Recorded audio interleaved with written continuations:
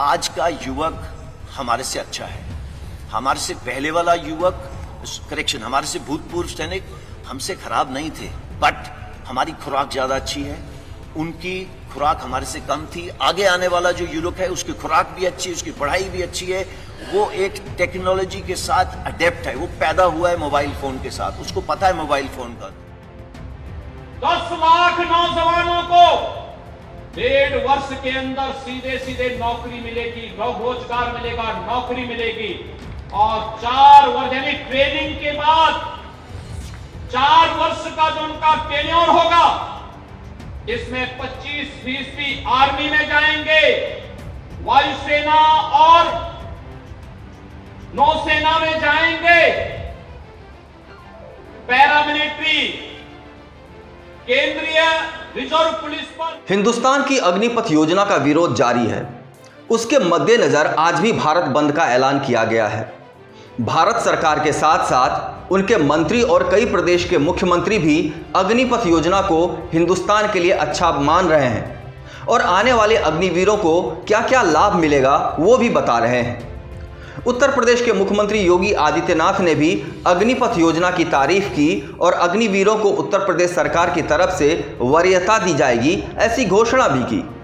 हम सब आभारी हैं प्रधानमंत्री मोदी जी के। उन्होंने देश के युवाओं के लिए अग्निपथ के नाम पर अग्निवीर पैदा करने के बड़े कार्यक्रम को आगे बढ़ाया। पूरी दुनिया उसका स्वागत कर रही है, लेकिन विपक्षी दलों के द्वारा नौजवानों के जीवन के साथ खिलवाड़ करने की दुष्प्रवृत्ति के चलते लोग गुमराह कर रहे हैं नौजवानों को। 10 लाख नौजवानों को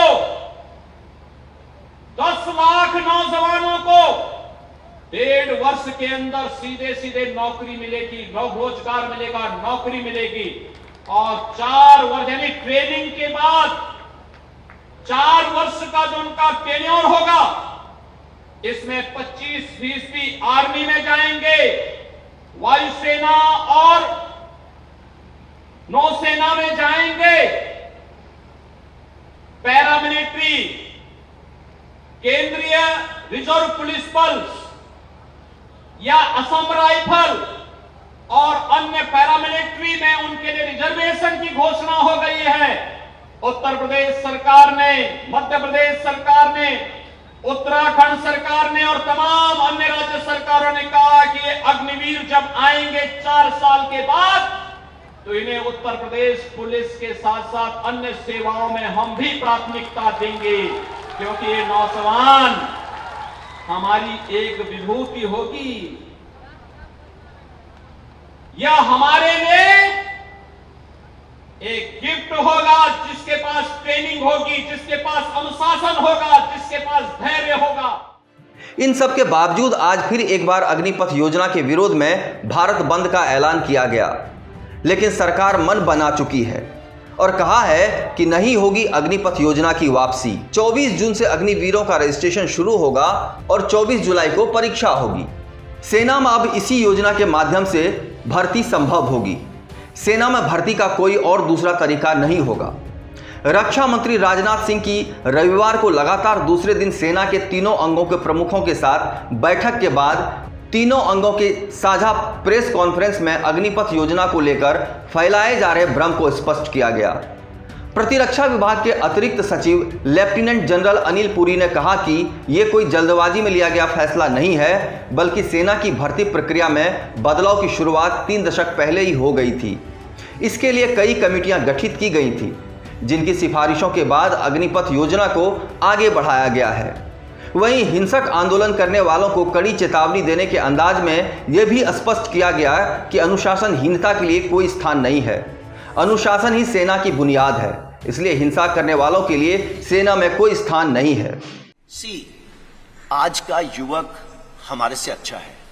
हमारे से पहले वाला युवक, करेक्शन, हमारे से भूतपूर्व सैनिक हमसे खराब नहीं थे, बट हमारी खुराक ज्यादा अच्छी है, उनकी खुराक हमारे से कम थी। आगे आने वाला जो युवक है उसकी खुराक भी अच्छी है, उसकी पढ़ाई भी अच्छी है, वो एक टेक्नोलॉजी के साथ अडेप्ट है, वो पैदा हुआ है मोबाइल फोन के साथ, उसको पता है मोबाइल फोन का क्या है। और तो वो कल को जो ड्रोन वॉरफेयर हो, जो आप आज देख रहे हैं टीवी के ऊपर, एक टैंक चल रहा है, टैंक को टैंक नहीं लड़ रहा, टैंक को एक ड्रोन लड़ रहा है। तो आगे आने वाली जो लड़ाई है वो अलग किस्म की होगी, टेक्नोलॉजिकली सैवी होगी। अगर वो टेक्नोलॉजिकली सैवी होगी तो उसके लिए अलग किस्म के लोग चाहिए। और वो कौन सा किस्म है? हमारा यूथ, भारत का नौजवान। ये भारत का नौजवान क्योंकि टेक्नोलॉजी के एडेप्ट है, वो पैदा हुआ है एक ये मोबाइल के साथ खेलता हुआ, कंप्यूटर के साथ खेलता हुआ, और वो आता कहां से है? गांव से। हमारी इनटेक 70% विलेज से। नाउ अगर हमारी विलेज से 70% इनटेक है तो हमारे को जो सॉल्यूशंस बनानी है उनको मद्देनजर रख के बनानी है, ना कि जो अर्बन एरिया के लोग हैं। सो अगर इन 70% को देखा जाए तो वो कहां से आ रहे हैं? गांव से। उसके पास है क्या वहां पे? खेत या कोई छोटा मोटा व्यवसाय। वो उसकी क्लास या उम्र कितनी होगी? वो पढ़ा होगा तकरीबन 17.5 साल की उम्र होगी और पढ़ा होगा 10वीं साल। मेजर इनटेक ये जो 70% बोल रहा हूं, ये सारी इनटेक हमारी उस किस्म की है जो सोल्जर आपके लिए जाके आगे देश की रक्षा करता है, ये वो सोल्जर है जो 10वीं क्लास पास है। 12वीं क्लास के हम ले सकते थे, बट सी हमारा काम थोड़ा जोखिम का है। एंड आप देखते हैं जब भी युद्ध हुए हैं कितनी, चाहे ऑप पवन हो, उसके बाद ऑप पराक्रम हो, चाहे कारगिल वॉर हो, चाहे गलवान हो, आपकी भी आंखें भर जाती होंगी और आपका दिल पिघल जाता होगा जब आप देखते हैं बॉडीज नीचे आते हुए। तो ये काम थोड़ा अलग किस्म का है।